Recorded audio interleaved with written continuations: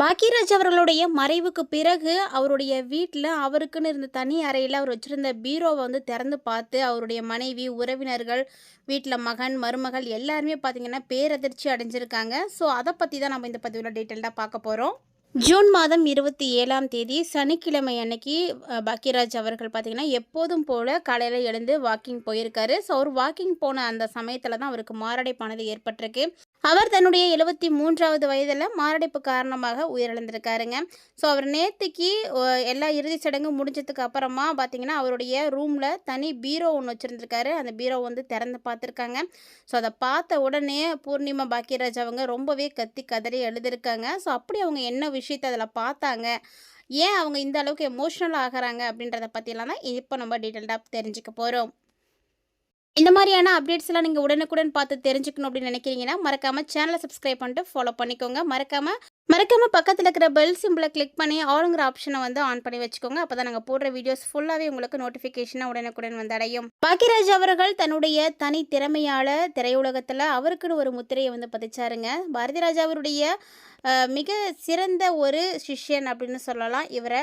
அவருடைய பாணியில் அவர்கிட்ட இருந்து நிறைய விஷயங்களை கற்றுக்கிட்டு அவர் எப்படி வந்து நிறைய வெற்றி படங்களை வந்து திரையுலகுக்கு வந்து கொடுத்தாரோ அதே மாதிரி பாக்கியராஜும் பார்த்திங்கன்னா நிறைய வெற்றி படங்களை வந்து கொடுத்துருக்காரு. ஸோ இந்த சூழ்நிலையில் பார்த்திங்கன்னா அவர் வந்து 73 வயது தான் ஆகுது. ரொம்ப ஆரோக்கியமாக தான் இருந்தார். சின்ன சின்ன பிரச்சனைகள் அப்படின்றது உடலில் இருந்தாலுமே கூட அதுக்காக சரியான மருத்துவ சிகிச்சைகளும் அவர் எடுத்துகிட்டு தான் இருந்திருக்காரு. ஸோ இந்த நிலையில் தான் 2 நாளைக்கு முன்னாடி பார்த்திங்கன்னா குஷ்பு மகளுடைய அவந்திகாவினுடைய திருமணம் கோவாவில் வந்து நடந்திருந்தது. ஸோ கோவா வரைக்கும் போயிட்டு தான் வந்திருக்காரு. அது மட்டும் இல்லாமல் அங்கே எல்லாரோடையும் ரொம்ப சந்தோஷமாக சிரித்து பேசி கலகலப்பாக தான் இருந்திருக்காரு. பொதுவாகவே பாக்கியராஜ் பார்த்திங்கன்னா சிரித்த முகத்தோடு இருக்கக்கூடியவர் தாங்க. அவர் எல்லா இடத்துலையும் எல்லாரோடையும் பேசி சிரித்து சந்தோஷமாக சாப்பிட்டுட்டு தான் வந்திருக்காரு. ஸோ அவருக்கு வந்து ஆல்ரெடி வந்து சின்ன சின்ன உடல்நல பிரச்சனைகள் இருந்திருக்கு. ஆனால் அதெல்லாம் வந்து பெருசாக சொல்லிக்கிற அளவுக்குலாம் இல்லை. திடீர்னு ஏற்பட்ட இந்த மாரடைப்பால் அவர் பார்த்திங்கன்னா இன்றைக்கி நம்மளோட அவர் இல்லை, நம்மளை விட்டு வந்து ரொம்ப தூரம் வந்து போயிட்டார். ஸோ அவரை பற்றின ஒரு சில விஷயங்கள் இப்போ வந்து வெளியாகிட்டு இருக்குது. ஸோ அதுதான் இப்போ சமூக வலைத்தளங்களில் ரொம்பவே வைரலாக போயிட்டுருக்கு அப்படின்னே சொல்லணும். அதாவது அவர் இறந்த 2வது நாள் பார்த்திங்கன்னா பூர்ணிமா பாக்கியராஜ் அவங்களுடைய ரூமுக்கு போய் அவர் வச்சுருந்த பீரோ வந்து திறந்து பார்த்துருக்காங்க. அதில் நிறைய அரிய வகை பொருட்கள் அவர் வந்து வச்சுருந்துருக்காரு. பாக்கியராஜ் அவர்கள் இறக்கிறதுக்கு ஒரு நாளைக்கு முன்னாடி, அதாவது 26ஆம் தேதி வெள்ளிக்கிழமை வரைக்குமே அந்த ரூமை அவருக்காக மட்டுமே அவர் வந்து பயன்படுத்திட்டு இருந்திருக்காரு. அது மட்டும் இல்லாமல் கோவாலேருந்து ரிட்டர்ன் ஆன அவர் ஏதோ ஒரு ஃபங்க்ஷன் இருக்குது, இம்பார்ட்டண்டான மீட்டிங் இருக்குது அப்படின்றதுக்காகவே நிறைய விஷயங்கள் அன்றைக்கி இரவு முழுக்க செய்துட்டு இருந்திருக்காரு. நிறைய பேரோட வந்து ஃபோன் கால்ஸ் பேசியிருக்காரு, மெசேஜ் அனுப்பியிருக்காரு. ஸோ ஒரு கமிட்மெண்ட் இருக்குது அப்படின்றதுனால அவர் அப்படி வந்து பயன்படுத்தியிருக்காரு. பொதுவாகவே அவருடைய அறைக்கு அவ்வளோ சீக்கிரம் வந்து யாரும் போகமாட்டாங்களாம். அவருடைய அறையில் பார்த்திங்கன்னா அவருக்குன்னும் அவங்களுடைய மனைவி மட்டும்தான் வந்து அந்த ரூமில் இருக்கக்கூடிய எல்லா திங்ஸுமே வந்து பார்க்க முடியும். வேறு யாரும் அவ்வளோக்கா போக மாட்டாங்களாம். இப்போது அவர் வந்து நேத்திக்கு வரைக்கும் அந்த ரூமில் இருந்துகிட்டு இருந்தவர் இன்றைக்கி காலையில் அவர் இல்லையே அப்படின்றத யாராலையுமே வந்து நினச்சி கூட பார்க்க முடியலங்க. அந்த ஒரு இடத்துல சாந்தனுவே ரொம்ப உடஞ்சி போயிட்டார். அப்போது அவர் அந்த ரூமை என்ன பண்ணியிருக்காரு, ஓப்பன் பண்ணிவிட்டு சரி அப்பா வந்து இல்லை அப்படின்னாலுமே கூட அவருடைய ரூமை அவர் பயன்படுத்தின பொருட்களை எல்லாம் பத்திரப்படுத்தணும், அவர் ரூமில் ஒரு ஃபோட்டோ வச்சு இந்த ரூமை வந்து நல்லா மெயின்டைன் பண்ணணும் அப்படின்றதுக்காக சாந்தனு வந்து அந்த ரூமை வந்து அரேஞ்ச் பண்ணியிருக்காரு. க்ளீன் பண்ணலாம் அப்படின்ற மாதிரி எல்லாம் செய்யலாம் அப்படின்னு முடிவு பண்ணியிருக்காங்க. அப்போது பூர்ணிமா அவங்க போய் என்ன பண்ணியிருக்காங்கன்னா அவங்க வச்சுருந்த அந்த தனி பீரோவை வந்து திறந்து பார்த்துருக்காங்க. அந்த பீரோவில் அவ்வளோ நினைவுகள் வந்து இருந்திருக்குங்க. ஸோ அதெல்லாம் பார்த்துட்டு எல்லாருமே வந்து பூரிச்சு போய் இருக்காங்க. ஸோ நிறைய பேருக்கு வந்து தெரியாது பூர்ணிமா அவங்க பாக்கியராஜ் அவர்களுக்கு 2வது மனைவி தான் அப்படின்னு.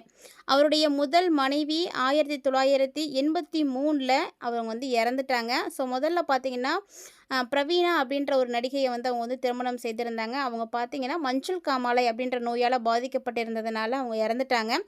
அவங்க இறந்ததுக்கு அப்புறமா 1984ல் டார்லிங் டார்லிங் டார்லிங் அப்படின்ற இந்த படத்தில் வந்து பூர்ணிமா நடித்தாங்க. ஸோ அப்போ பூர்ணிமாவை அவங்களுக்கு வந்து பிடிச்சி போய் காதலித்து திருமணம் பண்ணிக்கிட்டாரு.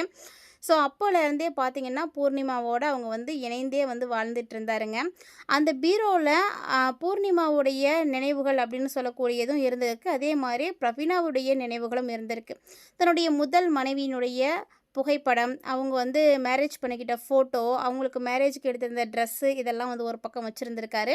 அதே மாரி இன்னொரு பக்கம் பார்த்தீங்கன்னா, பூர்ணிமாவ வந்து மேரேஜ் பண்ணிக்கிட்டப்போ அந்த ஃபோட்டோஸு, பூர்ணிமாவுக்கு இவங்களுக்கு எடுத்த அந்த ட்ரெஸ்ஸு இந்த மாரி அந்த திங்ஸும் வந்து வச்சிருந்திருக்காரு. இது மட்டும் இல்லாம, சாந்தனு வந்து பிறந்தப்போ அவருக்காக வாங்கின ஒரு சில பொருட்கள், அவருடைய ஃபர்ஸ்ட் பர்த்டேக்கு வந்த நெறைய கிஃப்ட்ஸு என்னென்னவோ ஒரு நெறைய மெமரபுளான திங்ஸ் எல்லாமே அவர் வந்து அந்த பீரோல தாங்க வந்து ஸ்டோர் பண்ணி வச்சிருந்திருக்காரு.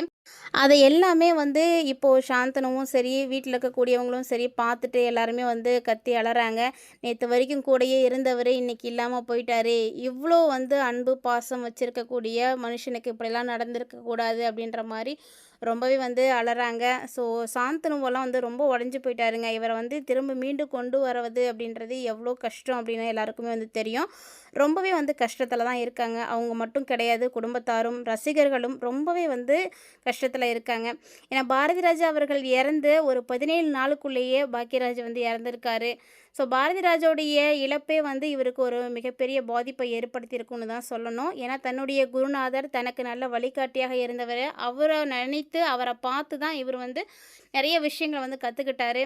ஸோ தனக்கு வாழ்க்கை கொடுத்த அந்த நபர் வந்து இன்னைக்கு இல்லையே அப்படின்றத நெனச்சு நெனச்சு பார்த்துருந்துருக்காரு. அது மட்டும் இல்லாம ஆல்ரெடி இவருக்கு பார்த்தீங்கன்னா, பிபி இருந்திருக்கு. அதே மாரி இருதய பிரச்சனைகளும் சின்ன சின்னதா வந்து இருந்திருக்குங்க. அதுக்காக மெடிசின்ஸு, ட்ரீட்மெண்ட்லாம் வந்து பார்த்துட்டு தான் இருந்திருக்காரு. இருந்த போதிலுமே கூட தன்னை மதித்து அழைச்சிருக்காங்க அப்படின்றதுக்காக மற்றவங்க யார் கூப்பிட்டாலும் உடனே வந்து போய் அட்டன் பண்ணிடுவாராம் ஒரு ஃபங்க்ஷனை கூட. ஸோ அப்படி தான் குஷ்பு மகளுடைய திருமணத்துக்கும் போயிட்டு வந்திருந்தார். பூர்ணிமாவும் கூட தான் போயிட்டு வந்திருந்தாங்க. ஸோ கடைசியாக அவங்க அட்டன் பண்ண ஒரு சந்தோஷமான நிகழ்வாகவே வந்து குஷ்பு மகளுடைய திருமணம் வந்து முடிஞ்சு போயிடும் அப்படின்னு கண்டிப்பாக அவங்க கனவுல கூட நினச்சி பார்த்துருக்க மாட்டாங்க. அப்படிப்பட்ட ஒரு சோகமான நிகழ்வு நடந்து போச்சுங்க. இந்த சோகத்திலிருந்து இன்னுமே தமிழக மக்கள் மீண்டு வரல அப்படின்னு தான் சொல்லணும். தமிழக மக்களா இருக்கட்டும், ரசிகர்களா இருக்கட்டும், யாருமே வந்து இன்னும் மீண்டு வரலங்க. அவங்களுடைய உறவினர்கள், பூர்ணிமா, மருமகள், மகள் அப்படின்னு யாருமே இன்னும் மீண்டு வராம தான் இருக்காங்க. ஏன்னா யாருமே எதிர்பார்க்கல இந்த விஷயத்த. ஸோ நேத்திக்கு வரைக்கும் நல்லா நடமாடிக்கிட்டு ஜாலியா பேசிட்டு இருந்தவங்க, இன்னைக்கு காலையில இல்லையே அப்படின்னு நினைக்கும்போது, யாராலயும் அத வந்து ஏத்துக்க முடியல. அந்த அளவுக்கு வந்து எல்லாருமே வந்து கஷ்டத்துல வந்து இருக்காங்க. ஸோ இந்த சூழ்நிலையில அவருடைய அறைய வந்து திறந்து பார்க்கும்போது, இந்த பொருட்களை எல்லாம் பார்த்த உடனே அவருடைய நினைவுகள் வந்து இன்னும் அவங்களுக்கு வந்து அதிகமா வந்துட்டு இருக்கு. ஸோ அப்படி பார்க்கும்போது அவங்க வந்து ரொம்பவே வந்து அழுக ஆரம்பிச்சிருக்காங்க. யாரா இருந்தாலுமே தாங்க, நினைவுகள் அப்படின்றது அவங்க வச்சிருக்கக்கூடிய பொருட்கள பார்க்கும்போது கண்டிப்பா வரதான் செய்யும். ஸோ சாந்தனு அவர்களுக்கும் சரி, பூர்ணிமா அவங்களுக்கும் பாக்யராஜ் அவர்களுடைய அந்த ரூமுக்குள்ள போன உடனே, அந்த ரூம சுத்தி பார்த்தீங்கன்னா, அவர் எங்கேயும் இருக்கிற மாரி, எங்கேயும் பேசிட்டு இருக்க மாரி, அவருடைய வசனங்கள் ஒலிச்சிட்டு இருக்க மாரி, இந்த மாரியான ஒரு இமேஜினேஷன் அவங்களுக்குள்ள இருந்துட்டே இருக்கிறதுனால, அவங்க வந்து ரொம்பவே வந்து ஃபீல் பண்றாங்க. அது மட்டும் இல்லாம இந்த பொருட்களை எல்லாம் பார்த்த சாந்தனு, கண்டிப்பா அப்பாவுடைய நினைவுகளாக இதெல்லாம் நான் வந்து பராமரிப்பேன், பாதுகாப்பா வச்சுப்பேன் அப்படின்ற மாரி சொல்லியிருக்காரு. அதேபோல அவருடைய மனைவியும் இந்த பொருட்கள் மூலமாக அவரோட நினைவுல இருப்பாரு அப்படின்ற மாரி அவங்களும் சொல்லியிருக்காங்க.